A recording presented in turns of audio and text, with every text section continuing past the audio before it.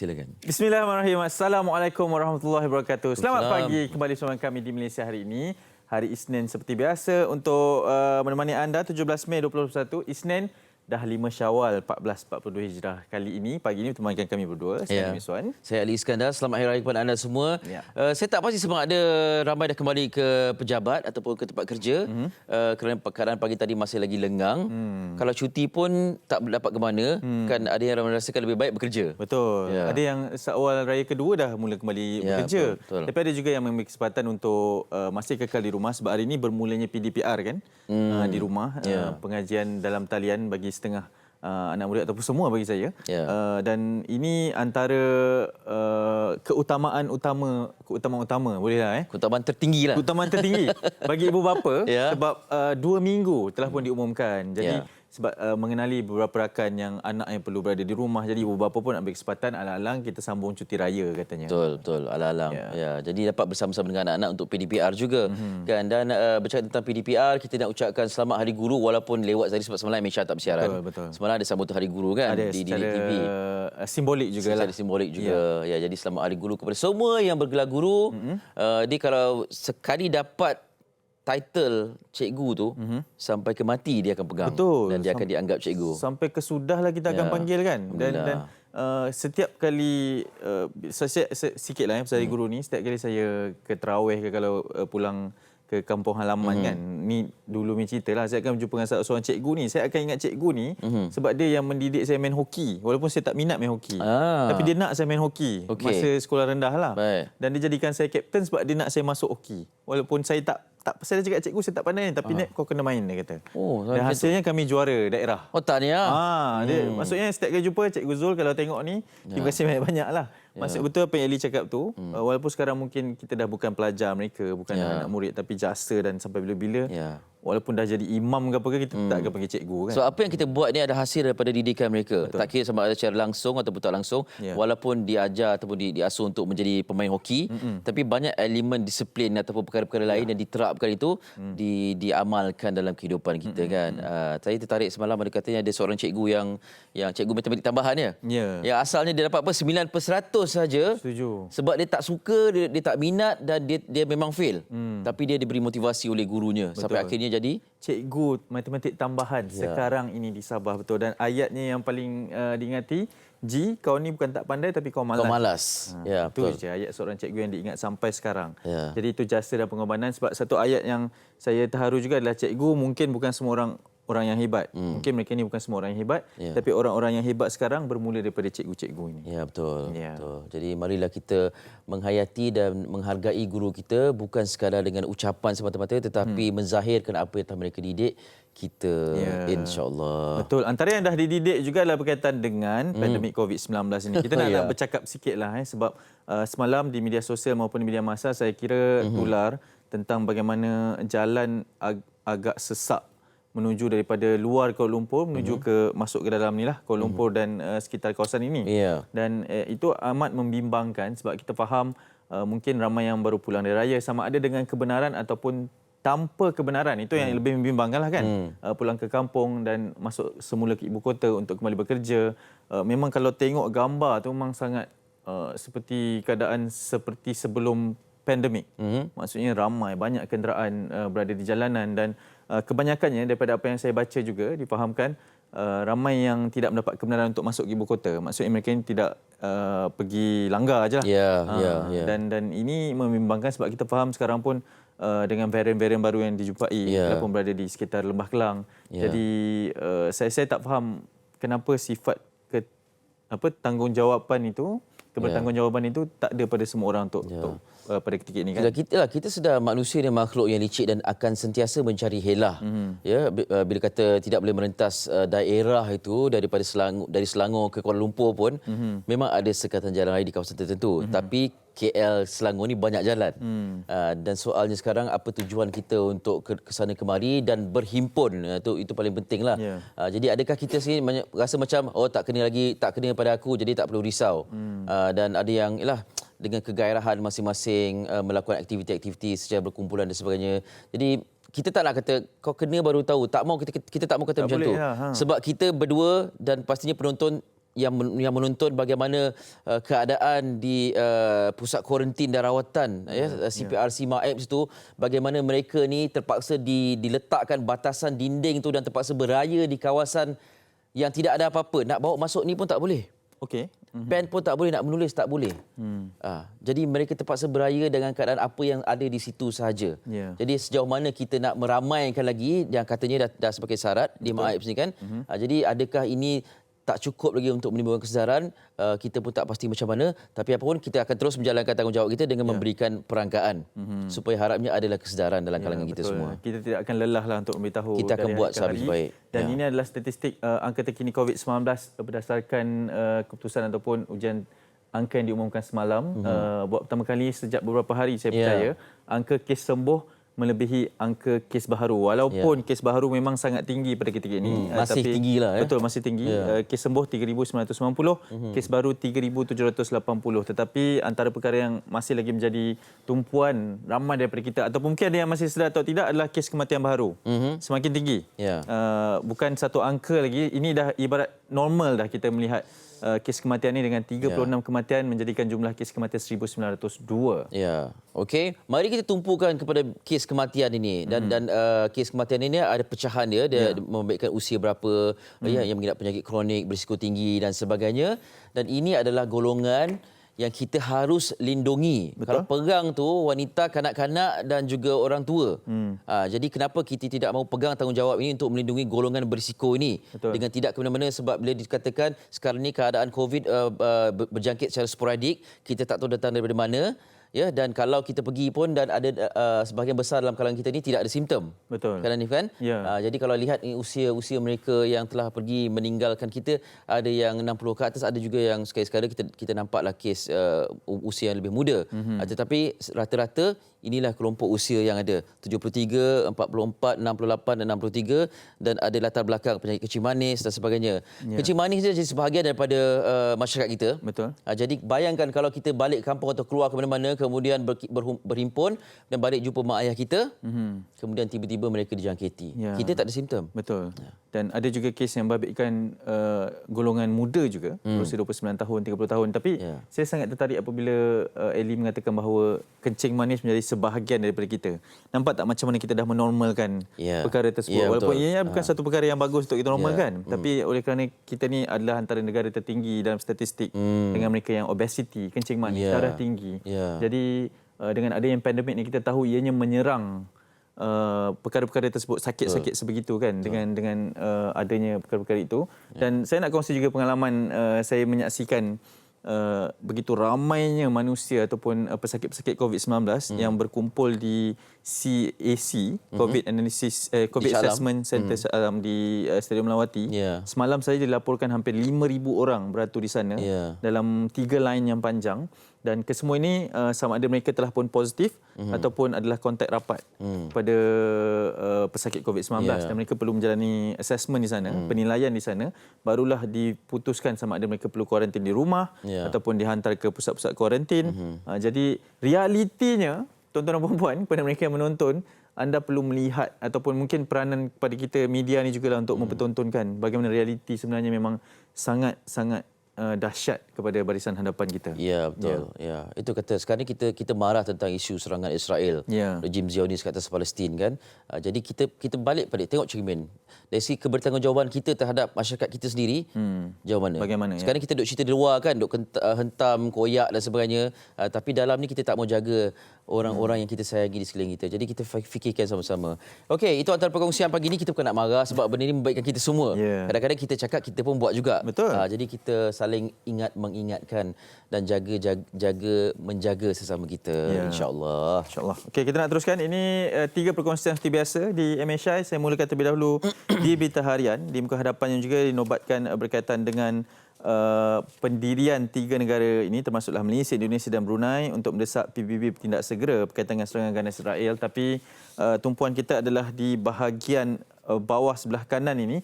PKRC MAEPS di Serdang semakin sesak. Situasi di pusat kuarantin dan rawatan COVID-19 berisiko rendah di Taman Expo Pertanian Malaysia MAEPS Serdang semakin mencabar dengan kemasukan lebih ramai pesakit COVID kategori 3 ianya merujuk kepada pesakit yang bergejala dengan radang paru-paru. Kalau sebelum ini di MAEPS hanya diletakkan mereka yang tiada gejala ataupun berisiko rendah, kategori 4 dan 5. Sekarang dah ada kategori 3. Saya percaya Eli pun sedar dan melihat kepada perkara ini. Jadi dengan adanya kategori 3 ini menunjukkan bahawa hospital-hospital kerajaan di luar ataupun yang kerap menjadi pusat rawatan COVID-19 ini sudah tidak mampu menampung pesakit-pesakit kategori 3, hanya 1 dan 2 sahaja. Jadi di MAEPS diletakkan dan menyebabkan PKRC di MAEPS ini menjadi sangat ramai. Ketika saya di sana pun waktu malam pun ada pesakit-pesakit yang dihantar dengan 3 atau 4 bas. Jadi macam ada rombongan kan? Macam ada rombongan dan dihantar pada 12 ataupun 1 pagi tau. Maksudnya mereka yang tidak tidur untuk bekerja menerima golongan-golongan ini dan saya percaya akan menjadi semakin sesak di sana. Ada juga beberapa perkongsian yang menunjukkan sangat sesak. Dan ini ada satu amaran juga daripada Datuk Tan Sri Dr. Noor Hisham mengatakan bahawa ada kemungkinan untuk sistem kita ini bakal runtuh sekiranya tidak dikawal. Jadi ini mungkin peringatan kepada kita semua juga. Di halaman kelima ada perkongsian ini. Jom kita buat solidariti tentang perkara ni. Kalau betul-betul kita nak wujudkan solidariti kan, kita buktikan yang kita berjaya untuk mewujudkan solidariti untuk mengekang COVID-19. Di dalam dahulu. Dalam dahulu ya. Sambil-sambil lah. Okey, dan bercakap tentang isu konflik Israel-Palestin ini, NST yang membawakan perkongsian juga muka hadapan, gambarnya cukup bermakna ini. Overwhelmed, the Health Ministry is urging patients following complaints of poor conditions at MAEPS Quarantine Centre in Serdang, saying resources are fully stretched due to heavy COVID-19 caseload. Help the authorities by staying at home. Jadi muka hadapan ni ada pesanan juga kepada kita semua. Cuma pilihan penerbit hari ini ialah di bawah tu, Malaysia, Indonesia, Brunei call for emergency UNGA to resolve Palestine-Israel conflict. Anda boleh baca perinciannya di muka surat 2, kemudian di muka surat laporan muka surat 6, 26 dan juga 27. Kalau boleh saya selak sikit tengok apa yang dikongsikan di sini. Hold emergency UN General Assembly session to resolve the situation. Malaysia, Indonesia and Brunei have called for international intervention to tackle the Palestine-Israel conflict, urging that an emergency United Nations General Assembly session to be held to resolve the situation. In joint statement yesterday, leaders of the 3 countries said the emergency sitting was to address the grave developments in the area and for member countries to come up with a uniting for peace resolution to end the atrocities against Palestine. Ini yang dimaksudkan kebersamaan solidariti 3 negara, Malaysia, Indonesia dan juga Brunei dalam menyeru United Nations atau PBB melakukan sesuatu. Ini perkara yang sering kita dengar. Bila ada konflik ini yang kita dengar. Tapi kita harapnya ada sesuatu daripada keresahan yang dikongsikan oleh kerajaan-kerajaan Malaysia, Indonesia dan juga Brunei ini. Dan ada juga disebutkan perkara-perkara seperti two nation state dan sebagainya lah. Itu antara perkara yang disyorkan juga. Dan anda boleh baca lanjutan di muka surat 6 kalau ingin memahami lebih lanjut. Dan ini antara perkongsiannya lah. Menteri Luar juga berkongsi rasa yang sama ketika bercakap di OIC dan macam-macam lagi perkara yang harus kita faham. Cuma lah sejauh mana kita faham tentang situasi. Setuju.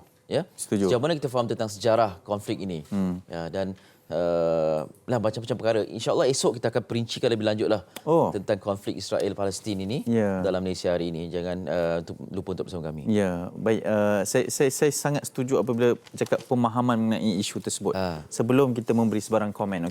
Di harian Metro, saya nak kongsikan ini berkaitan dengan apa yang kita berikan ataupun ucapkan pada awal siaran tadi berkaitan dengan tokoh Guru Kebangsaan atau sambutan Hari Guru Kebangsaan semalam telah pun diumumkan oleh Yang Amat Berhormat dan Menteri. Boleh baca di halaman ke-18-nya. Ini berkaitan dengan penerimaan tokoh anugerah Guru Kebangsaan 21 yang diberikan kepada Puan Nurizan Muhammad, bekas pengetua SMK Jalan 4 Bandar Baru Bangi, dengan satu ayat yang mengatakan bahawa cikgu perlu lebih kreatif. Ini berikutan selepas lebih setahun negara melalui liku-liku serta cabaran dalam mendepani wabak COVID-19, guru juga tidak terkecuali dalam mencairkan misi penting untuk terus mengajar dan mendidik. Katanya cabaran guru semakin menjadi lebih berat apabila adanya pandemik COVID-19 ini. Jadi guru perlu menjadi lebih kreatif berikutan tugasan yang semakin mencabar. Mujur ibu bapa semakin faham dengan PDPR dan guru semakin kreatif berinovasi dan pandai mengajar menggunakan kaedah untuk melihat murid juga lebih banyak terlibat berbanding tahun lepas. Okey.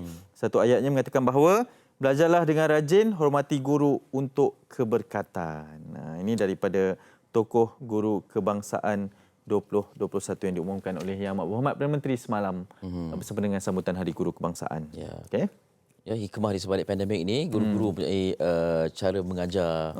Mereka perlulah kan. Tengok Didik TV lah kan. Macam-macam betul. pendekatan yang dibawa. Terkejut kita. Itulah dia. Okey, berbalik cerita tentang COVID ini dan kita semua maklum vaksin AstraZeneca sudah mula diagihkan kepada mereka yang menginginkan untuk disuntik dengan vaksin itu. Hanif Miswan antaranya. Betul. Kabarnya bila akan Saya punya giliran pada minggu ini. Pada 20 hari bulan, Khamis ni. tak ada sebarang perubahan jadual? Tak ada. Okay. Memang saya dah tetapkan satu hari itu untuk bersedia lah. Saya harap insyaAllah semuanya berjalan dengan lancar. InsyaAllah, kita doakan mudah-mudahan. Okey, bercakap tentang perkara ini, salah satu tempat di Kuala Lumpur menjadi pusat, boleh dianggap sebesar lah pusat pemberian vaksin, iaitu di World Trade Center Kuala Lumpur, WTC, Pusat Dagangan Dunia Kuala Lumpur.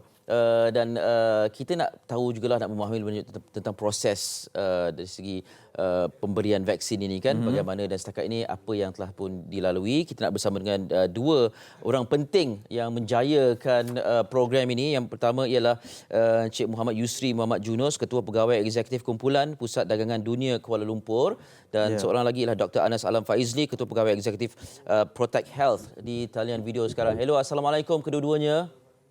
Waalaikumsalam. Terima kasih kerana sudi bersama dengan kami. Kami baik, sihat, alhamdulillah. Ya, kita ibarat bersidang secara video conference ni bersama dengan orang-orang hebat ni. Terima kasih kerana sudi bersama dengan kami. Mungkin sebagai permulaannya kita nak tanyakan kepada Encik Muhammad Yusri berkaitan dengan sekarang ini kapasiti telah pun dipertingkatkan dan mungkin perkembangan bagi mereka yang belum pergi ataupun telah pergi, apa sebenarnya yang berlaku di WTC pada ketika ini dan apa yang orang perlu tahu untuk mendapatkan vaksin ni, prosesnya. Silakan. Okay, Assalamualaikum selamat pagi ya. WTC kita telah memperuntukkan lebih kurang dalam 13,000 square meter persegi untuk digunakan sebagai pusat vaksinasi. Ia terlibat dalam melangkumi 3 buah dewan besar, iaitu di kawasan tingkat 2 di mana peserta mula masuk untuk mendapatkan suntikan. Kemudian di level 3 kita, itu Dewan Tun Razak 3 dan juga di Dewan Merdeka serta Dewan Tun Razak 4. Merujuk kepada itu, saya boleh ceritakan sikit proses penerima vaksin yang akan datang untuk mengambil vaksin mereka. Proses yang perlu dilalui oleh setiap penerima vaksin adalah mereka perlu sampai di WTC ini pada masa yang telah ditetapkan. Mereka akan berkumpul di pelantaran dan juga lega di tingkat 2 di mana mereka akan disaring oleh pihak keselamatan di luar dan menggunakan QR code kita lah. Kemudian mereka akan dibawa ke ruang untuk menunggu. Apabila siap, pasukan akan mengantarkan penerima vaksin ini ke tingkat 4. Di Dewan Merdeka disediakan tempat menunggu juga di mana mereka akan menerima borang daripada pihak pekerja di sana dan juga consent form untuk mereka isi. Proses ni lebih kurang dalam 5 hingga 10 minit lah, bergantung kepada ramainya penerima vaksin. Kemudian daripada Dewan Merdeka, penerima vaksin ini akan melalui lorong yang telah ditetapkan, iaitu kaunter 1, 2 atau 3, sesi 1, 2, 3, akan menuju ke Dewan Tun Razak 4, di mana mengikut stesen masing-masing, penerima perlu menyerahkan borang dan akan bertemu dengan pendaftaran. Bahagian pendaftaran adalah mula-mulanya. Setelah dibuat pendaftaran, mereka akan berjumpa dengan doktor untuk sesi konsultasi, di mana mereka perlu menjelaskan kepada pihak doktor lah sekiranya ada alahan ataupun yang tak berkaitan dengan kesihatan. Sekiranya diluluskan, mereka akan terus pergi ke bus-bus yang disediakan, iaitu untuk menerima vaksin. Cucuk lah. vaksin dalam 10-15 second benda itu akan selesai. Setelah mendapat suntikan, penerima akan turun melalui eskalator di dalam TR4 tu ke tempat observation, tempat pemerhatian di tingkat 3 Tun Razak. Baik. Di sini mereka terpaksa diberi masa untuk berehat dalam 15 minit hingga 20 minit bagi memastikan semuanya berjalan dengan baiklah. Dan kalau dah selesai, mereka boleh balik. Proses tu dalam tempoh dalam 45 minit to 50 minit itu paling maksimal lah. Okey, maksudnya tak lebih dari sejam lah untuk berada di situ. Ya. InsyaAllah tidak akan lebih dari sejam. Proses yang biasa yang kita tanya kepada penerima lebih kurang dalam 40 minit, 50 minit dah selesai semua. Alhamdulillah. Okey. Jadi Hanif boleh bersedia dengan inilah tempoh masa berkenaan nanti. Okey, saya nak tanya pada Dr. Anas, setakat ini lebih 8,000 telah pun diberikan sebagai pengurus atau pengendali vaksin ini. Bagaimana melihat proses yang dilakukan khususnya di WTC KL yang dianggap yang pusat terbesar ni? Alhamdulillah Eli, setakat ni perjalanan adalah lancar. First day kita ada sedikit hiccup dengan crowd control, tetapi untuk hari kedua Alhamdulillah tidak ada lagi isu crowd control kerana additional measures telah diambil untuk memastikan semuanya berjalan dengan lancar. Untuk beri sedikit background, maybe saya boleh bagi sedikit latar belakang. Protect Health merupakan anak syarikat tidak berasaskan keuntungan di bawah Kementerian Kesihatan Malaysia. Beza pusat pemberian vaksin AstraZeneca dengan pusat pemberian vaksin awam cuma adalah jika di PPV awam ada dua fungsi yang besar. Kita panggil KKM dan non-KKM. Jadi di PPV AstraZeneca bezanya fungsi KKM telah diberikan kepada Protect Health Corporation apabila Protect Health dilantik pada bulan 3 lalu sebagai pelaksana penglibatan pengamal perubatan swasta. Jadi Protect Health dilantik ini tujuan dia untuk memperkasa dan melibatkan penglibatan private medical practitioner. And since kita dilantik, kita dah latih 2,500 pengamal perubatan swasta melibatkan lebih 5,000 healthcare professional. Jadi latihan ni melibatkan latihan pemberian vaksin, melibatkan latihan bagaimana nak menyediakan pusat pemberian vaksin. Jadi kita ada manual yang telah dibangunkan, kita latih semua pengamal perubatan swasta ni. Jadi jika saudara Ali nak tahu masa AstraZeneca kita dapat khabar tu, Malaysia dimaklumkan penghantaran AstraZeneca ni, kita dapat 2 hari je notis dia, Eli. So lepas terima 2 hari notis tu, all the preparations started lah. Alhamdulillah, Protect Health dah start. Kita dah mulakan pusat pemberian vaksin di klinik swasta dan juga akan bermula di hospital swasta. Jadi infrastruktur tu dah ada. Jadi apabila dimaklumkan dalam masa 2 hari, keputusan telah dibuat untuk AstraZeneca, kita carve out daripada program imunisasi COVID kebangsaan, kita bagi dekat private sector to manage the healthcare function lah. Dan bila dimaklumkan begitu, kita ada masa yang singkat kerana notis kedatangan AstraZeneca tu kita terima 2 hari sahaja. Jadi kita terus libatkan 6 healthcare organizer.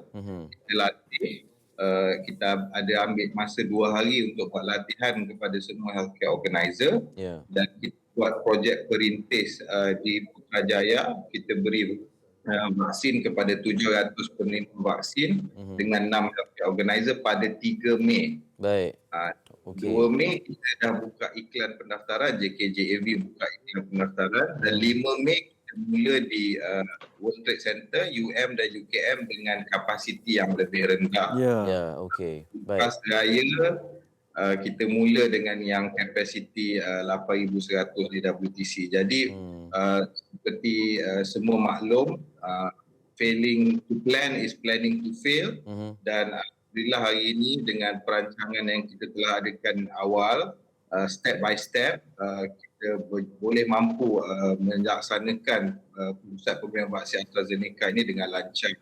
Dan bekalkan sokongan padu daripada Kementerian Kesihatan Malaysia, MUSTI dan juga CITF serta tuan rumah Encik Yusri di WTC KL. Alhamdulillah. Okey, ringkas saja mungkin 1 minit daripada doktor. Pesanan kepada mereka yang sedang menunggu hari ini, seperti Hanif Miswan katanya 20 hari. Apa yang boleh dilakukan ataupun dipersiapkan supaya lancar nanti bila berada di sana? Pertama, saya nak maklum, vaksin tak habis. Kita dah buat, temu janji yang diberikan adalah berdasarkan vaksin yang ada. Jadi datang pada waktunya, kita tak terima walk-in, tiada appointment, jangan datang. Dan yang paling penting, yang sedihnya kenapa saya perlu maklum juga, bagi mereka yang close contact, person under investigation ataupun COVID positif, please do not come to PPB centres. Bagi saya ni agak common sense lah, Ellie. If you are close contact, don't come to the pusat pemberian vaksin. Itu saja pesanan saya dan jangan risau, vaksin ada. Jika anda ada temu janji, memang kita dah sediakan vaksin untuk anda. Jadi vaksin tak habis. Kita takkan sampai situ kalau kata stok tak ada. Vaksin habis tak ada. Cuma jangan datang untuk cuba nasib sajalah kata. Betul, itu yang buat ramai. Encik Yusri, mungkin sedikit ringkas pesanan untuk tambahan bagi sebagai tuan rumah melihat kepada pesanan orang ramai juga, macam mana nak parkingnya apa ke, Encik Yusri, silakan. Okey, sama seperti apa yang Dr. Anas cakap tadi, saya nasihatkan jangan datang terlalu awal sebab ini boleh menyebabkan pack terlalu ramai di luar tu. Setengah jam sebelum cukup cantik. Kemudian kalau boleh individu tak payah bawa teman melainkan yang terpaksa bawa peneman, OKU. Tempat parking kita mencukupi, kita ada lebih 700 parking bay di bawah. Kita juga telah bekerjasama dengan pihak Sambil Putra untuk parking. Kita harap siapa yang dah selesai boleh keluar terus lagi, dia dapat parking tempat lain. Satu lagi peringatan, kami sebagai tuan rumah, kami tak ada kuasa untuk membuat pertukaran temu janji. Kena berurusan dengan pihak Amanah Sejahtera. Okey, baik. Itu pesan daripada pihak tuan rumah WTC. Terima kasih banyak kedua-duanya. Dr. Anas, terima kasih. Dr. Anas Alam Faizli, Ketua Pegawai Eksekutif Protect Health Corporation, dan juga Encik Muhammad Yusri Muhammad Junus, Ketua Pegawai Eksekutif Kumpulan Pusat Dagangan Dunia Kuala Lumpur. Kita masih lagi confused kan sebut PWTC, WTC KL sekarang. Terima kasih kedua-duanya. Assalamualaikum. Waalaikumsalam. Penjelasan dan nasihat yang sangat-sangat penting untuk dipatuhi sebab kita nak mengelakkan perhimpunan awam. Betul. Jangan datang terlalu awal, itu yang paling tepatlah, sebab ada yang datang 2-3 jam sebelum. Kita faham awal tu bagus, tapi dalam konteks sekarang ini tak perlu. Kita bukan nak kejar flight tau. Sebab slot dah ada. Dan memang akan dipanggil mengikut waktu masing-masing. Itu apa yang daripada pembacaan dan pemahaman saya lah. Macam mana kita nak macam pergi ke JPN dan sebagainya kan, yang perlu buat temu janji. Macam tu je, tak perlu datang tunggu awal-awal beratur panjang dan sebagainya. Jangan risau kan. Dan kemudian lepas suntik tu janganlah berlega-lega di situ. Betul, ataupun berjalan-jalan ke kan di sekeliling tu kan. Maksudnya jaga diri, lindung semua. Itu tujuan utama vaksin tau. Betul. Itu tujuan untuk bersekeria. Kita nak berhenti seketika selepas ini. Ada perbincangan berkaitan dengan yang pertama, Syawal jimat belanja. Syawal tahun ni paling jimat ke? Paling jimat. Saya rasa tak balik kampung, jimat minyak, jimat baju raya. Duit raya pun tak keluar sangat. Sebab tak berjumpa sanak saudara. Itu boleh diperdebatkan lah. Selepas ini kita bersama dengan pakar kewangan, bagaimana kita nak manfaatkan penjimatan itu untuk masa hadapan. Sekalian di Malaysia hari ini, jangan ke mana-mana.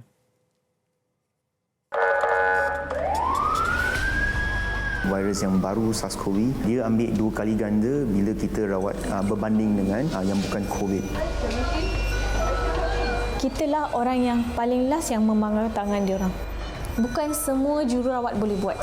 Pesakit mungkin meninggal. Kita tak cukup sumber manusia. So dengan itu kita rasa memang letih dah.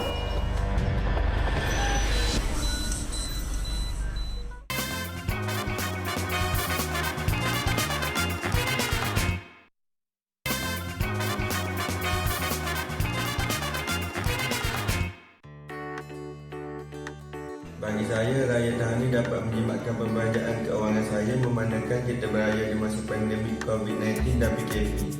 Tidak boleh ziarah dari rumah ke rumah. Dari situ sebenarnya dapat menjimatkan dari segi kos pengangkutan.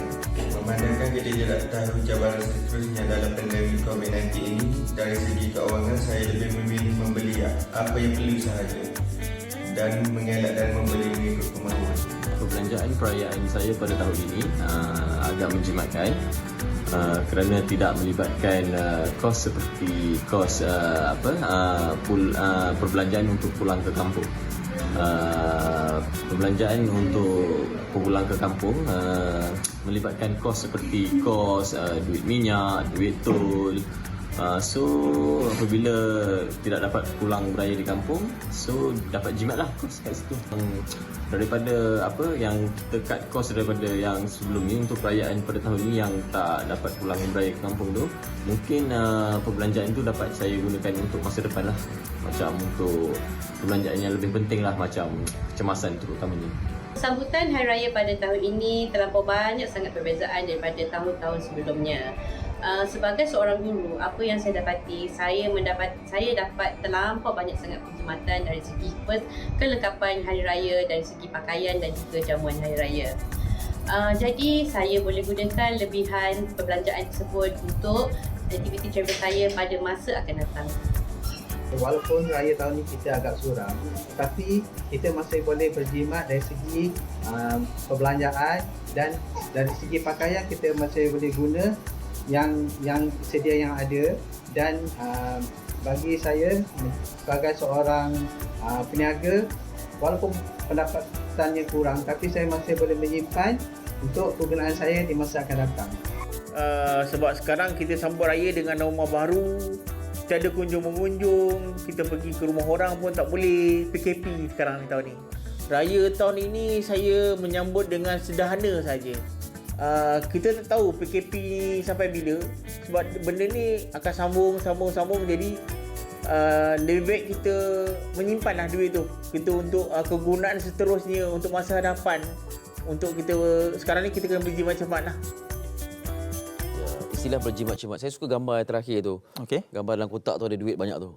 Adakah itu realiti hasil daripada raya PKP ni? Ya. Boleh jadi juga kan? Boleh jadi juga. Ataupun mereka yang menyimpan tak keluar-keluar duit pun sepanjang hari raya ni, sebab betul tak ada nak buat apa-apa, tak ada nak ke mana-mana. Tiada aktiviti ziarah-ziarah yang dibenarkan juga, ataupun kunjung-mengunjung. Itu sangat berbeza lah pada tahun ini. Untuk tu kita ingin berbicara berkaitan dengan Syawal Jimat Belanja ni. Dari sudut pengurusan kewangan itu, apa yang perlu dilakukan, sama ada biarkan saja ataupun dilaburkan ke. Dan kita ingin bersama dengan Cik Samsudin Kadir, pakar perunding kewangan kita yang saya percaya berada di sekeliling kita je sebenarnya. Ya, betul. Walaupun dengan berlatar belakang yang sangat indah tu. Assalamualaikum, selamat raya Cik Samsudin. Waalaikumsalam warahmatullahi wabarakatuh. Selamat Hari Raya. Selamat Hari Raya. Cik Samsudin dah masuk kerja ke?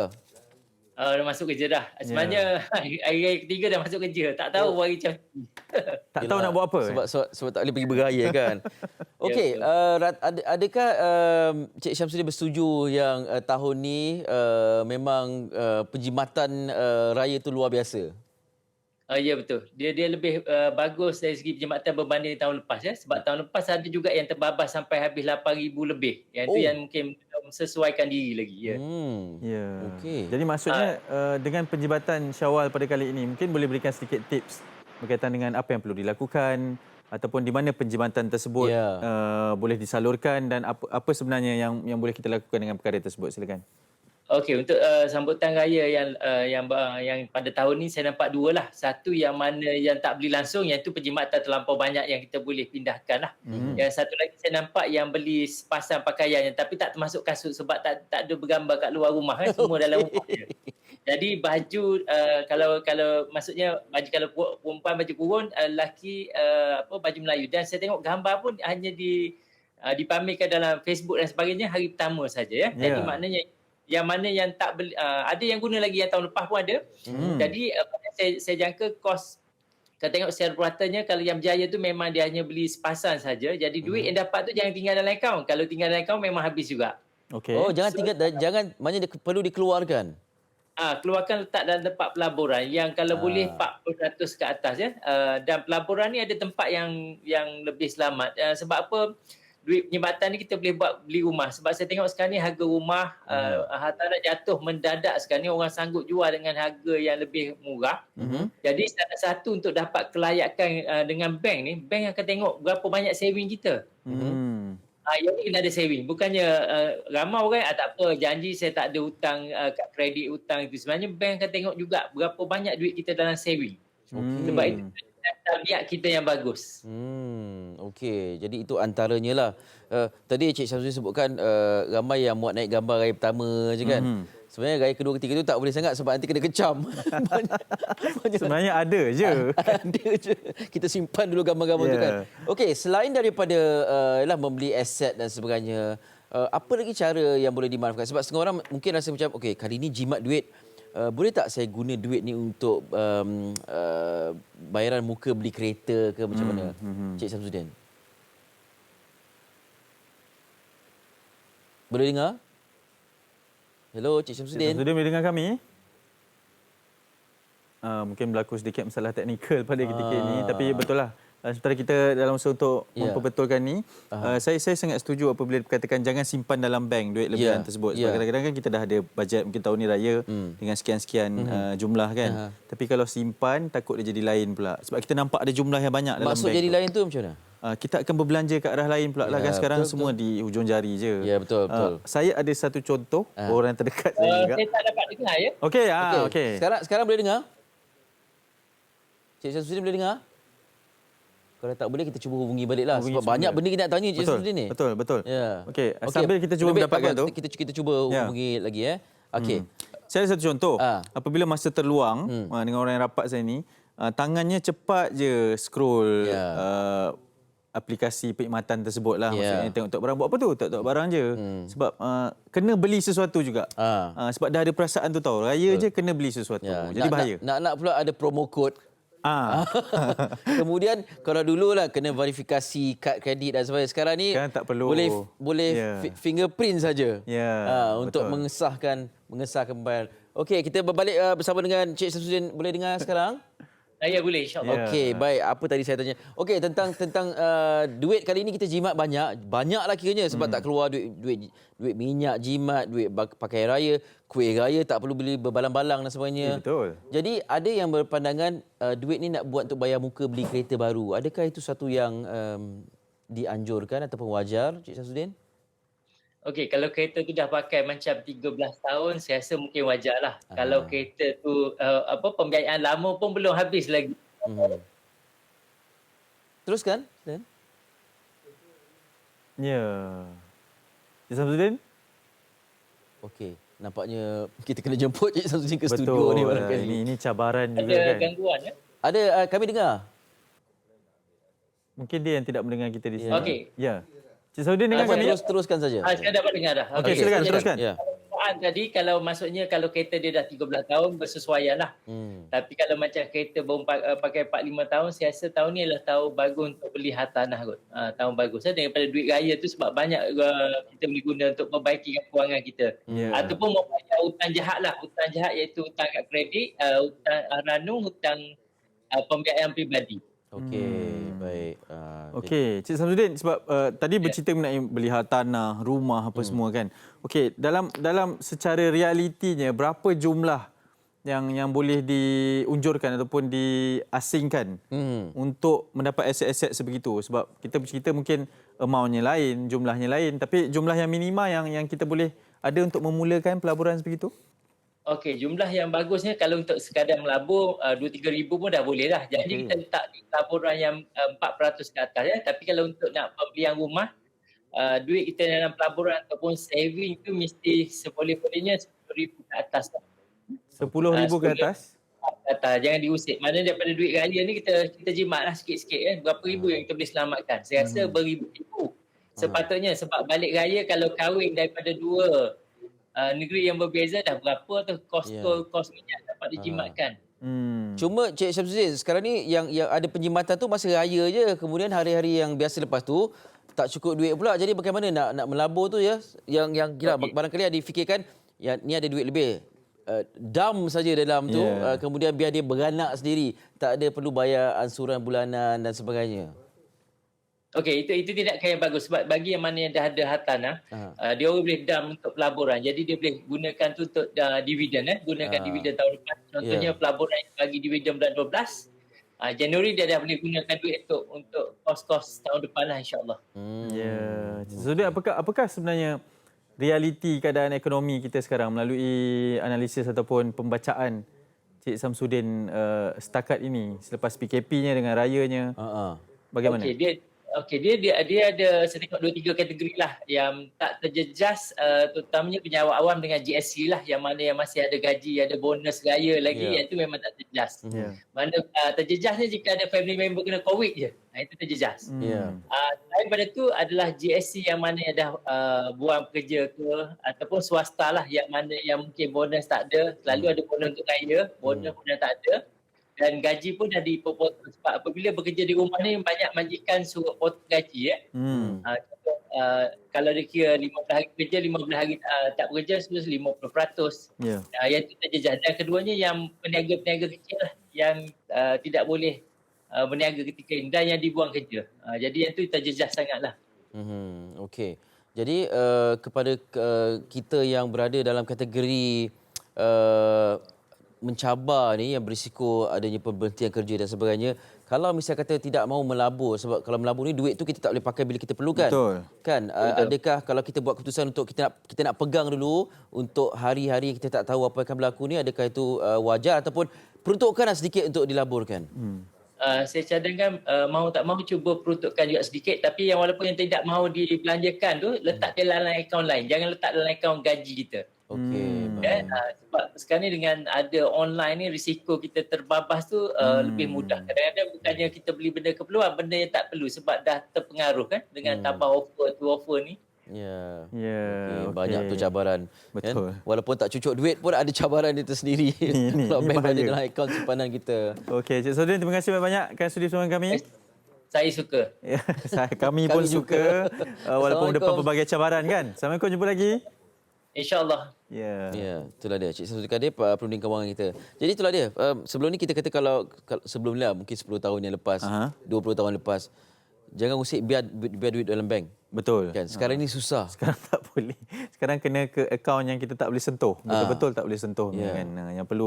Yang perlu satu proses yang renyah supaya kita tak apalah, biar ajalah daripada kita nak keluarkan. Okay? Dan satu lagi, kalau misalnya kita beli barang menggunakan atau beli barang lah, selagi boleh elakkan bayaran ansuran mudah, jangan buat.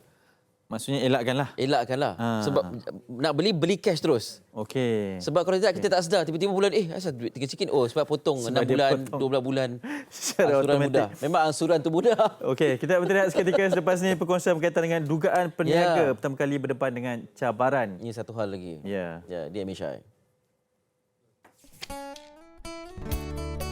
Saya Lieutenant Colonel Azri bin Haji Ahmad QNM daripada Air and Space Power Center Fairburn, Canberra.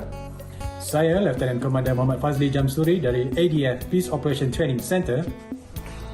Saya Kapten Muhammad Hanif bin Hamidi dari Royal Military College Dartmouth, Australia. Beserta keluarga tercinta ingin mengucapkan Selamat Hari Raya Aidilfitri. Maaf Zahir dan Batin. Kami dari Klinik Kesihatan Bandar Botani ingin mengucapkan Selamat Hari Raya Aidilfitri. Maaf Zahir dan Batin. Kami warga KM Gagah dari Maritim Negeri Perak dengan ini mengucapkan Selamat Hari Raya Aidilfitri. Maaf Zahir dan Batin. Stay at home, stay safe. Kami Kapal Maritim Malawali dari Maritim Negeri Perak mengucapkan Selamat Hari Raya Aidilfitri. Maaf Zahir dan Batin. Kami pelajar Malaysia dari Edinburgh ingin mengucapkan Selamat Hari Raya. Kami ingin mengucapkan Selamat Hari Raya Aidilfitri. Maaf Zahir dan Batin kepada ahli keluarga dan seluruh rakyat Malaysia. Hashtag Salam Lebaran. Hashtag Raya Norma Baru. Hashtag Kita jaga kita. Lebaran kali ini masih berbeza. Rindu kian memuncak tanpa kehadiran keluarga. Meski semua terasa berat, namun yakinlah ini demi kebaikan bersama. Mari berjabat tangan melalui hati yang bersih. Tidak saling bersentuhan, tapi rasanya menelusup hingga relung kerinduan. Selamat Lebaran kami ucapkan semoga kita semua selalu dalam naungan Tuhan.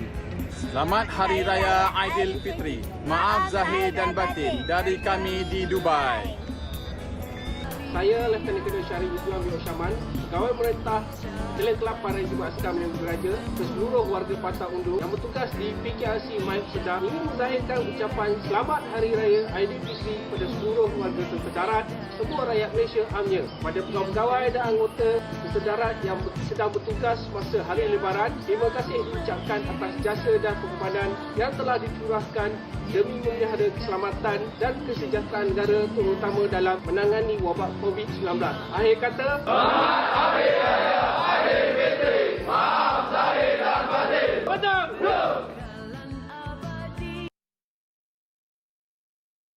Mood beraya. Apatah lagi ianya sambutan ataupun ucapan sebagai kita sama-sama meraihkanlah hari kemenangan ataupun bulan kemenangan di hari Syawal ni kan. Okey. Itu dari pelbagai latar belakang tu kan. Pelbagai negara, pelbagai tempat, pelbagai profession. Kita terus meraihkanlah hantaran video ni. Kalau boleh kreatif sikitlah, cari lain. Bukan kami. Kan. Pantun dan sebagainya. Okey, dan seterusnya kita bercakap tentang ini situasi yang melanda golongan peniaga kecil dan sederhana ya apabila berdepan dengan cabaran COVID ini. Mula-mula dibenarkan berniaga, kemudian tiba-tiba diarahkan tutup dan sebagainya. Bagaimana mereka mengharungi situasi ini? Kita nak bersama dengan Encik Ahmad Firdaus Rasib, peniaga bazar di talian sekarang. Hello, Assalamualaikum. Waalaikumsalam. Ya, apa khabar? Alhamdulillah. Pertama, terima kasih kerana sudi bersama kami di Malaysia ini pada pagi ini. Mungkin boleh kongsikan sebab kita bicara kabarnya meniaga pelbagai jenis kasut 11 tahun. Kemudian untuk menampung keluarga menjual buah-buahan secara dalam talian. Dan mungkin boleh kongsikan berkenaan dengan situasi sebenar yang melanda Encik Ahmad Firdaus dan juga perniagaan pada ketika ini. Silakan. Okey. Saya buat masa ni kita memang peniaga sebenarnya. Peniaga di Melaka. Next kan? Maksudnya ni yang teks ni besar-besar. Jadi kita nampak macam ni. Kita ada buka bazar Aidilfitri di kawasan Bandar Hijri lah. Saya satu peniaga daripada lebih kurang 200 peniaga lah dekat sana. Ya. Okey. Daripada mula kita berniaga untuk bulan puasa ni sangat-sangatlah menyedihkanlah bagi kami ni sebab kita yang dah biasa berniaga di bazar ni, di bazar Aidilfitri ni. Ya. Kita ada expectation sendirilah macam berapa yang kita boleh dapat daripada awal, di tengah. Berbeza lah, sangat-sangat berbeza sebab kita tahu impact daripada COVID-19 ni kan.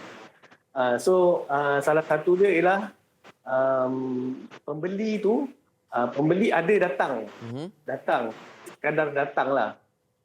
Berbelanja tu sangat kurang. Kalau kita bandingkan dengan tahun-tahun sebelum ni, macam tahun lepas tak adalah sebab tahun lepas langsung tak ada bazar, langsung tak ada apa-apa kan. So kalau macam sebelum ni saya boleh katalah, senang cerita lah, kalau ikutkan sale tu drop by 70% lah. Drop by 70% ya? 70%? Up to 70% lah. Okey. Cik Firdaus, saya nak tanya dari segi adakah bila kata drop tu maknanya tak balik modal langsung ke atau macam mana? Sebab kalau sebelum ni saya difahamkan oleh Persatuan Peniaga, katanya kalau meniaga bazar Ramadan atau bazar Aidilfitri ni 10 hari selepas tu barulah ada keuntungan. Sebelum tu macam balik modal saja. Untuk kali ni macam mana? Kali ni untuk personally saya sendirilah, dari diri saya sendiri sampai hujung dah lah hujung tu kan diumumkan PKP pula. Sepatutnya yang last day lah, yang PKP 12 hari tu last day kan kita berniaga, tapi dah diawalkan pula sehari. Terus terang lah, modal pun tak balik lah. Ya, Allahu Akbar. Modal pun tak balik lah. Tapi everything settle lah. Kita boleh dapatlah settle gaji semua, sewa semua settle lah. Okey, maksudnya perlu utamakan. Yes. Untuk diri sendiri gaji pun tak ada maksudnya? Tak ada gaji.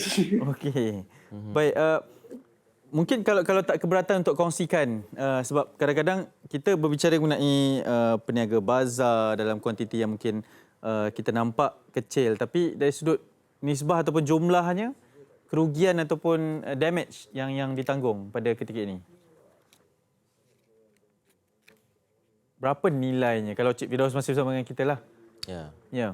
Kalau dia bergantung lah kepada perniagaan orang tu lah kan. Kalau macam saya sendirilah kan. Saya tahun ni pun memang tak expect banyak daripada bazar ni. Okey. Saya pelaburan saya pun kepada bazar ni pun saya dah kurangkan lah. Sebab saya tak expect banyak lah. Okey. Jadi by 10k mungkin ada lah. 10k okey. Okey. 10,000 tu ada lah. Dia punya drop dia habislah tak adalah. Okey. Baik. Okey, soalan terakhir. Jadi sekarang ini turut menjalankan perniagaan secara dalam talian. Adakah ini langkah seterusnya?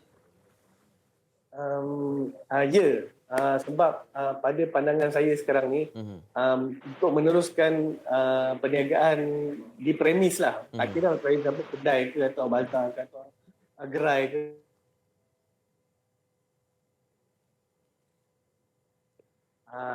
Jadi memang seterusnya ialah go online lah, go online. Tapi perlukan premis untuk macam saya nak berniaga buah-buahan ni, still perlukan premis untuk simpan. Baik, okey. Okey, baik. Untuk Itu customer datang, kita buat promotion dekat online, tapi customer akan datang untuk ambil barang. Okey, baik. Okey. Baik, jadi itu antara cabarannya lah. Jadi kita doakan yang terbaik dan dapat mengharungi cabaran pandemik ini dengan kekuatan yang ada pada diri Cik Firdaus ya. InsyaAllah. Juga kepada keluarga dan rakan-rakan yang lain yang Cik Firdaus, terima kasih kerana sudi bersama kami. Assalamualaikum. Waalaikumsalam warahmatullahi. Itu dia Encik Ahmad Firdaus Abdul Rasib, peniaga bazar dari Melaka bersama kita berkongsi berkenaan dengan cabaran, dan ini saya percaya semua mengalaminya lah pada waktu dan ketika yang sangat mencabar ni. Okey. Kita update seketika ya. Terus cekal. Ya, insya-Allah. Kita update seketika selepas ni. Ya. Kita akan ada banyak lagi perkongsian berkaitan dengan program Kembara Kurban, Asnaf dan juga Salam Sayang. Ya. Salam Sayang TV3. Di Prima. Lepas ni MHI. Kami pelajar Malaysia daripada Jamiah Darul Ulum Newcastle ingin mengucapkan Selamat Hari Raya Aidilfitri. Maaf zahir dan batin. Kami pelajar perubatan Tajaan Mara di University College Dublin, Ireland ingin mengucapkan Selamat Hari Raya. Kami daripada Kementerian Penganut ingin mengucapkan Selamat Hari Raya Aidilfitri. Maaf zahir dan batin. Assalamualaikum, kami daripada Paramount Group ingin mengucapkan Selamat Hari Raya Aidilfitri. Maaf zahir dan batin. Assalamualaikum warahmatullahi wabarakatuh. Kami dari Unit Hemodialisis Jabatan Nefrologi Hospital Kuala Lumpur ingin mengambil kesempatan di sini untuk mengucapkan Selamat Hari Raya Aidilfitri. Maaf zahir dan batin. Kami dari Bristol, United Kingdom ingin mengucapkan Selamat Hari Raya Aidilfitri. Maaf zahir dan batin.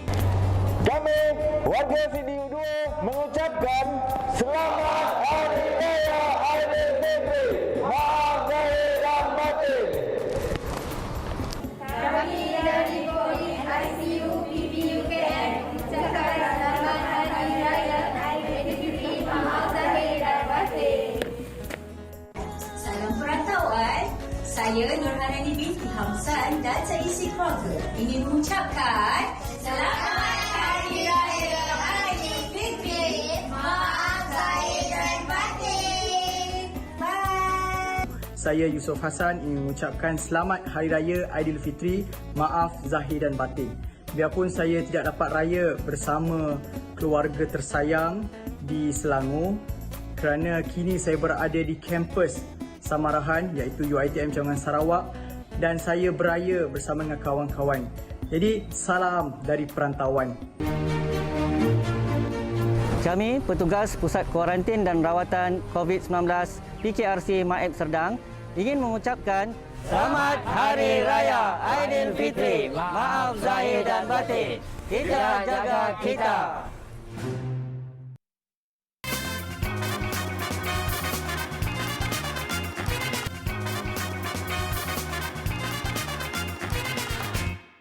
Okey, kembali bersama kami di Malaysia hari ini. Kita nak teruskan perkongsian berkaitan dengan program Kembara Kurban 1001 Asnaf YBIM. Untuk itu kita ingin bersama dengan salah seorang individu yang menjadi orang kuat dalam program tersebut, iaitu Saudara Samsul Amri Ismail ataupun lebih dikenali sebagai Samsul Debat, Ketua Komunikasi Korporat Yayasan Budi Ihsan Malaysia YBIM, bersama dengan kita secara panggilan video pada hari ini. Assalamualaikum. Waalaikumsalam warahmatullahi wabarakatuh. Apa khabar? Baik, alhamdulillah, syukur. Kita rindukan perdebatan daripada Samsul Debat kita. Okey, mungkin boleh kongsikan terlebih dahulu berkaitan dengan sikit latar belakang Yayasan Budi Ihsan Malaysia serta apa yang nak dikongsikan berkaitan dengan program ini. Silakan. Okey, Yayasan Budi Ihsan Malaysia ini merupakan sebuah pertubuhan amal yang memperjuangkan kebajikan fakir miskin, tak kira latar belakang, tak kira latar belakang agama, bangsa, keturunan. Kita bukan nak jadi champion ke apa, tetapi kita ni jadi pelengkap untuk bantu. Mungkin ada senarai yang tertinggal dan mungkin keruntukan pihak-pihak tertentu tak mencukupi, mana kita boleh bantu, kita akan bantulah. Dan dia ditubuhkan, Yayasan Budi Ihsan Malaysia ditubuhkan 3 tahun yang lalu. Pelbagai aktiviti yang dah dijalankan antaranya adalah bantuan makanan harian, bantuan kecemasan tunai, begitu juga bantuan sokongan kesihatan, program membaiki rumah asnaf yang daif, program suara asnaf, majalah suara asnaf, serta banyak lagi sepanjang tahun, termasuklah program Kembara Korban 1001 Asnaf yang sedang kita anjurkan sekarang ni, yang mana kita laksanakan di dalam dan di luar negara, khususnya buat negara-negara mundur dan yang mana kehidupan rakyatnya sangat daif. Itu antaranya lah. Mungkin boleh kongsikan sebab difahamkan ini adalah program kurban pada tahun ini dan mungkin dikongsikan kelebihan dimiliki oleh Yayasan Budi Ihsan Malaysia dan juga kenapa perlu memilih untuk bersama dengan YBIM pada tahun ini. Dia ada beberapa sebab. Yang pertamanya adalah dia merupakan sistem pengurusan pengajuan korban yang sangat profesional dan teratur. Sebab itulah kita telah memperolehi sijil ISO 9001-2015 khusus untuk pengurusan penganjuran ibadah korban ni. Dan untuk makluman, dengan adanya persijilan ISO ni, maka peserta mendaftar tak perlu risau tentang ketelusan, ada senarai nama tertinggal dan sebagainya. Dan begitu juga keduanya adalah dari segi harganya sangat murah. Satu bahagian baru RM390. Kemudian satu ekor lembu baru RM2,730. Dan maknanya memang jauh lebih murah lah, bukan berpatutan, yang memang murah lah. Yang ketiganya, dia adalah merupakan kelebihannya adalah terdapatnya sokongan logistik, kerjasama yang baik daripada pihak negara-negara luar itu tersendiri. Contohnya, sebagai contoh kita ambil di negara Afrika, pihak berkuasa agama di sana telah memberikan kerjasama penuh dan malahan melantik YBIM sebagai wakil tunggal untuk menguruskan korban di sana.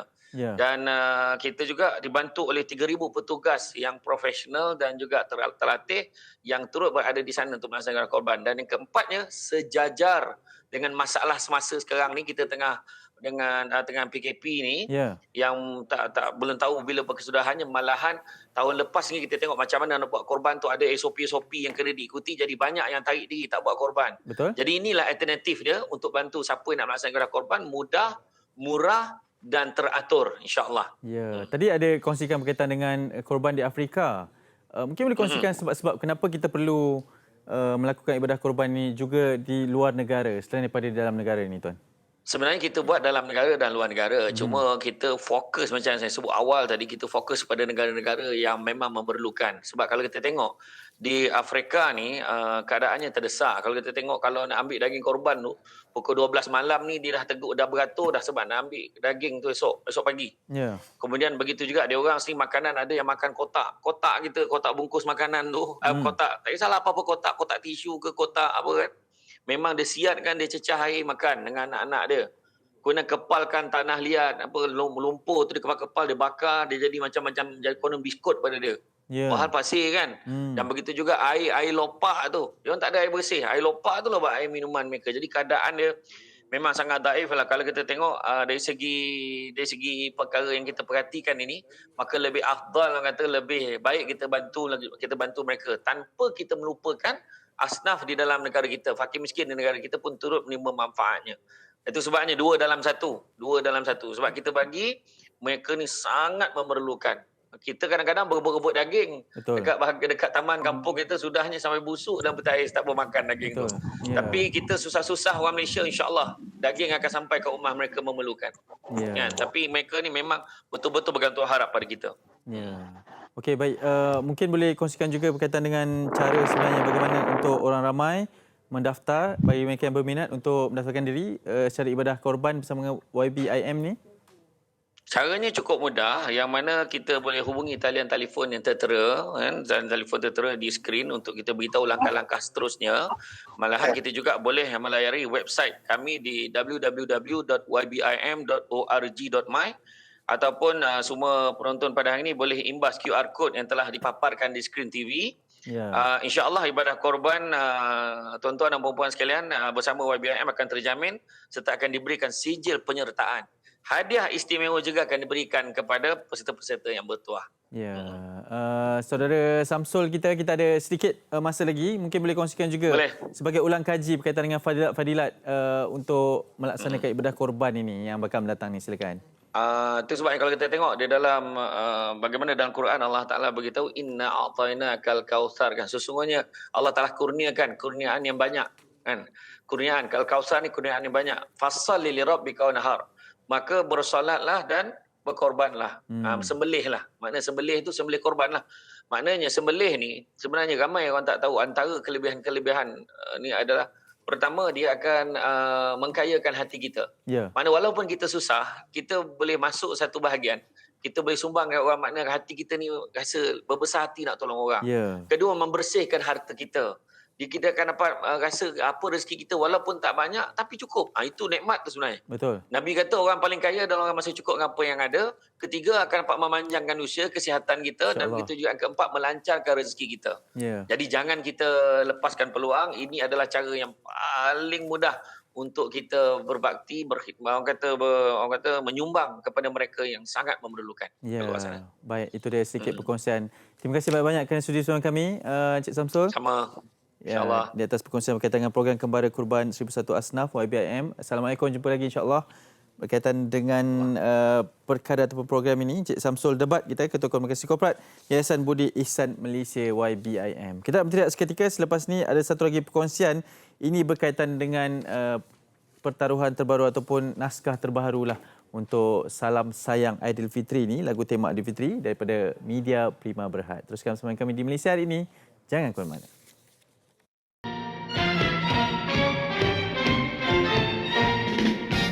Selamat Aidilfitri kepada saudara serta saudari. Setahun hanya sekali merayakan hari yang mulia ini di masa bulan Ramadan. Hai, saya Carolina Ninggo ingin mengucapkan selamat Hari Raya Maaf Zahir Batin kepada semua warga Jabatan Bomba dan penyelamat Malaysia Negeri Sarawak. Selamat Hari Raya. Assalamualaikum. Saya Muhammad Mirza Zalmira Haji Miraj ingin mengucapkan selamat Hari Raya Aidilfitri kepada ibu bapa saya dan keluarga saya di Sibu, serta kepada pengurusan tertinggi Jabatan Bomba Dapat Malaysia dan rakan-rakan yang menyambutnya pada tahun ini. Dengan ucapan selamat Hari Raya, maaf Zahir dan Batin. Kita jaga kita. Selamat Hari Raya keluarga di Som. Maaf Zahir dan Batin. Selamat Hari Raya Aidilfitri, maaf Zahir dan Batin kepada keluarga di kampung. Saya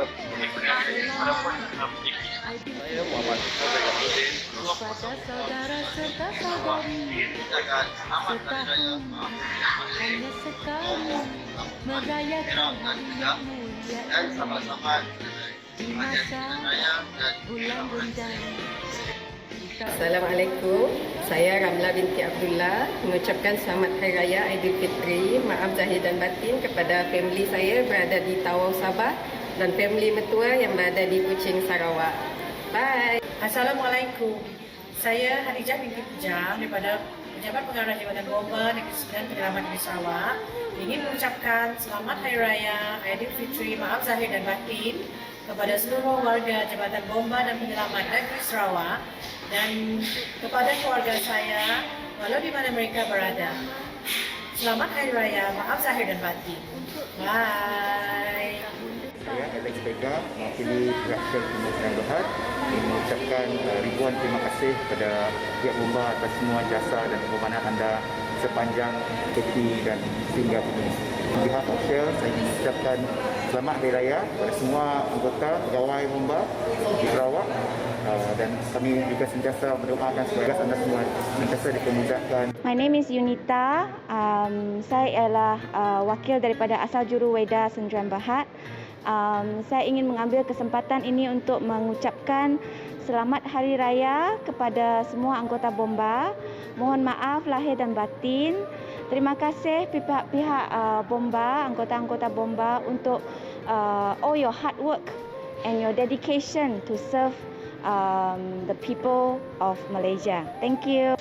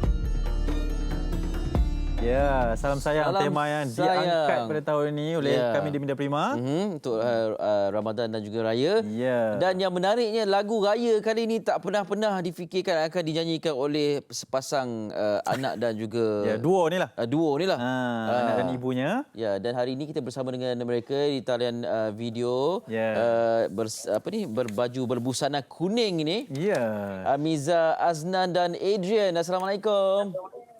Waalaikumsalam. Salam sayang, salam lebaran. Ya, selamat Hari Raya. Hari Raya. Dah macam adik-beradik ni ha. Tak aci lah macam ni. Tak aci betul ni. Adrian macam tak percaya je. Tak boleh terima kan cakap adik-beradik. Bukan tak boleh terima ke dia kata. Nampak macam muda lah mak ni.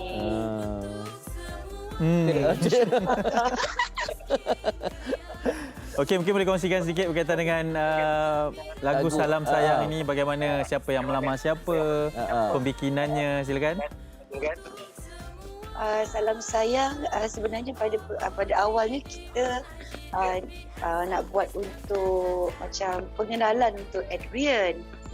Lepas tu bila dah berbincang dengan Sharon kata why not, dia kata you nyanyi sekali. Okey lah, itu perbincangan awal.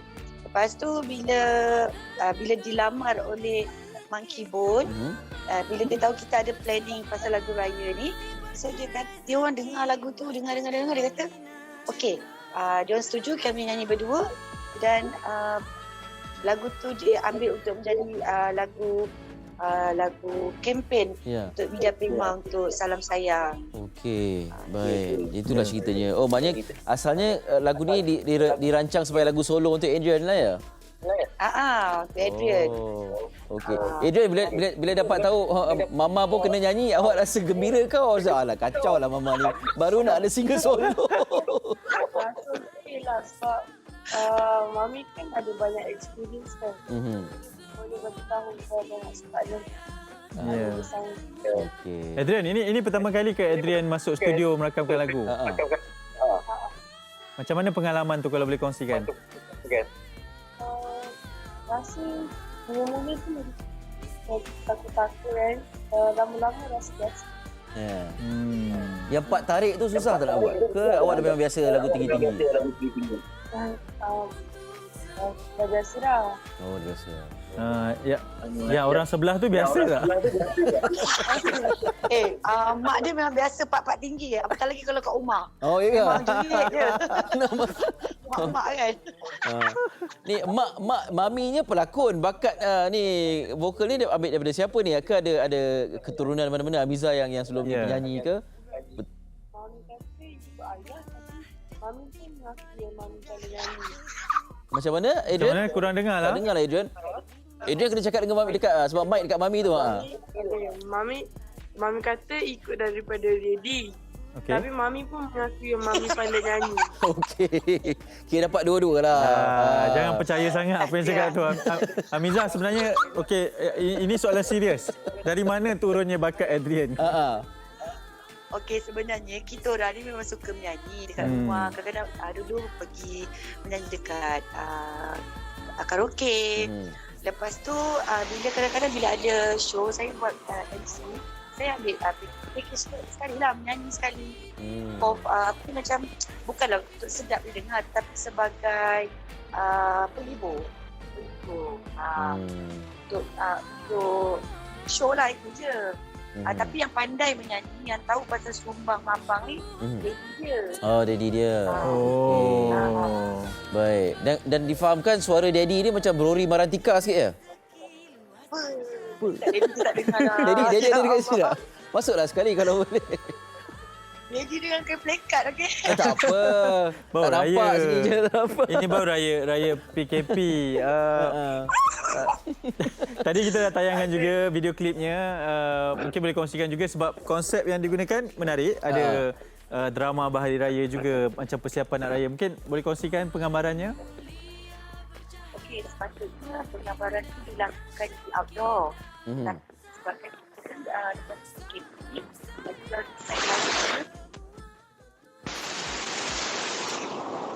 Amiza, kita kurang dengar lah. Oh, ada gangguan sikit. Ke tercabut tu? Tercabut dekat jack tu. Amiza, kalau boleh dengarkan kami, boleh dengar tak? Kita kurang dengar sikit. Oh, hari ni banyak dugaan. Betul, dugaan betul lah. Isnin. Tak dengar, nampak gambar je. Tapi dengar kami ya? Dengar. Kami tak dengar awak. Mungkin boleh adjust sikit kot. Cocok-cocok ke? Tak kira dengar. Kami nak dengar juga. Tak dengar juga? Tak dengar. Tak apa, mungkin boleh betulkan dulu. Ataupun Adrian boleh buat bahasa isyarat ke? Kita kena tulis. Kita WhatsApp lah, kita WhatsApp. Itu antara cabaran. Kita akan cuba berhubung semula lah. Kalau anda para penonton yang ingin menonton video klip lagu salam sayang ni ya. Selain daripada mereka pasangan anak beranak juga, ada juga personality media prima yang lain. Asrul ada, Nick Nur, Syuhada, Zack American ada. Dan beberapa personality dari Wow Shop juga ada dengan kita di situ. Dilakukan dalam suasana yang penuh harmoni, ikut SOP, peraturan semua ini di-scan satu-satu ni. Seorang-seorang ni baru boleh lah. Gambaran betul-betul dilakukan dalam keadaan SOP terjaga. Okey, boleh dengar kami sekarang, Miza? Hello. Hello, dengar tak? Dengar, sekarang dengar. Ya. Tadi di mana kita soalannya? Penggambarannya? Penggambaran. Jadi ni penggambaran ni studio ke ataupun rumah sesiapa? Sebenarnya di studio sebab kita kan SOP, SOP tu kita tak naklah syuting di luar. Kita syuting di studio, jadi kita hadkan penglibatan yang sepatutnya lah. Okey. Kalau di luar kita takut ramai kan? Betul. Okey, baik. Ini suasana video muzik kalau lagu raya memang nampaklah kemeriahannya. Okey, raya kali ini kalian bagaimana? Nampak baju tu meriah lah. Dan selain daripada itu, saya tengok Havoc Raya. Havoc Raya pun nampak meriah. Kan, tapi di rumah ni macam mana keadaan kalian raya? Kita orang memeriahkan sendiri diri kita orang. Sebab kita kena gembirakan diri kita sendiri. Kan? Memang kita PKP, tak boleh pergi mana-mana. Tapi kita ada suami, kita ada anak, kita ada family di dalam rumah, di depan kita gembirakan sesama sendiri. Ya, Adrian, bagaimana rasanya beraya tahun ni berbeza status?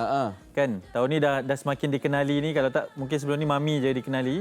Tahun ni Adrian lebih dikenali dari Mami, macam mana? Sebelum ni anak artis. Sekarang awak pun artis. Awak adalah artis. Rasa macam raya biasa je pun. Cuma kurang meriah. Ada suasana raya. Tapi tahun ni dia dah bagi duit raya lah, Pak. Dia yang bagi ya? Oh ya? Sebab dapat dia. Oh, dahsyat. Okey. Baru 13 tahun dah boleh bagi duit raya? Oh, itu dahsyat tu. Alhamdulillah. Hasil kerja dengan TV3 hari tu, ada show dengan TV3. Dia dah boleh bagi duit. Alhamdulillah. Okey. Kita doakan yang terbaik untuk kalian berdua. Mana tahu lepas ni ada single juga. Kenapa tak teruskan Kenapa tak teruskan ni? Ellie, single Mama, kenapa tak teruskan hujung tu? Tak kan? Macam mana tahu saya nak cakap tu? Tak apalah. Single Adrian satu, single Mami satu ya. Single Adrian terlebih dahulu ya, kita utamakan anak-anak. Tak apa pun kita nantikan juga. Senang cerita dua single keluar serentak lah ya. Okey, selamat raya. Terima kasih kedua-duanya. Kira salam Cik Busu ya. Kira salam. Salam jadi. Assalamualaikum. Bye. Miza Aznan yang tidak pernah tidak menceriakan. Betul. Dalam apa keadaan sekalipun kan. Betul. On je dia pun on lah. Dan anaknya Adrian kita untuk lagu Salam Sayang. Okey, kita dah penghujungnya. Betul. Okey, esok insya-Allah kita akan cerita lebih lanjut dan nak memahami konflik yang berlaku antara Israel dan juga Palestin. Sejauh mana kita yang menampakkan solidariti ini faham tentang latar sejarah konflik kedua-dua bangsa ni, kenapa ia berlaku dan sebagainya. Kadang-kadang kita main hembus je kan, main cakap je tanpa mengenal pasti sejarah. Yang penting bagi saya asas tu kena tahu dulu. Esok akan ada perbincangan, jangan lupa, dan terima kasih kerana sudi bersama kami sepanjang 1 jam 30 minit siaran ini. Jaga diri, kalau tak perlu keluar, ini pesanan yang sangat penting. Tak perlu keluar, jangan keluar. Jaga diri dan jaga orang-orang yang kita sayangi. Cium selalu. Assalamualaikum, bye-bye. Bye.